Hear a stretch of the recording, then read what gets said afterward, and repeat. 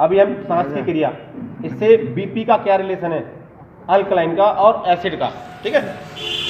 सारे लोग ऐसे कीजिए, हाथ अपने आगे इस प्रकार। अभी ऐसे मुंह खोलेंगे और अंदर से हवा मारिए। ठंडी आ रही है, गर्म आ रही है? अभी देखिए इस प्रकार करेंगे, ऐसे मुंह को करेंगे। दोनों में क्या अंतर है? ये ठंडी आ रही है, ठंडी है। अगर हम ठंडी सांस निकालेंगे, ठंडी सांस निकालेंगे तो क्या होगा? बीपी जिसका लो रहता है उसका बीपी नॉर्मल आएगा, ठीक है।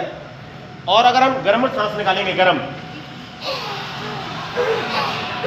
तो बीपी हाई जिसका रहता है वो नॉर्मल आएगा। दुनिया का सबसे बेस्ट तरीका ये न्यूरोथेरेपी ने खोजा है इसको। हजारों लाखों पेशेंट्स के ऊपर इसकी हमारे परम पूज्य गुरुजी ने, हजारों लाखों पेशेंटों के ऊपर हमारे परम पूज्य गुरुजी ने इसकी खोज करी है, सर्च करी है। उन्होंने पाया कि अगर हम ठंडी सांस छोड़ रहे हैं तो लो बीपी वाला व्यक्ति ठीक हो जाता है, बीपी उसका तुरंत नॉर्मल हो जाता है। और अगर उस गर्म सांस छोड़ता है इंसान मुंह में से तो हाई बीपी नॉर्मल हो जाता है। बहुत दुनिया का सबसे बेस्ट तरीका।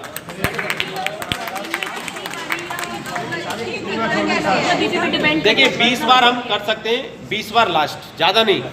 अगर आपको लगता है कि अगर हम ज़्यादा कर रहे हैं तो इंसान का जो ज़्यादा बीपी हाई है वो बहुत ज़्यादा डाउन भी जा सकता है, और जो लो वाला है वो बहुत ज़्यादा हाई भी जा सकता है।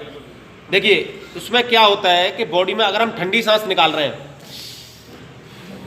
तो बॉडी में से एसिड निकल रहा है, ठंडापन, एसिड निकल रहा है। अगर हम गर्म सांस निकाल रहे हैं तो अल्कलाइन निकल रही है, अल्कलाइन और एसिड। देखो दुनिया, भगवान अर्धनारीश्वर देखे थे सभी ने। अर्धनारीश्वर क्या है? आधी काली और आधी वाइट, ठीक है। आधी काली और आधी सफेद।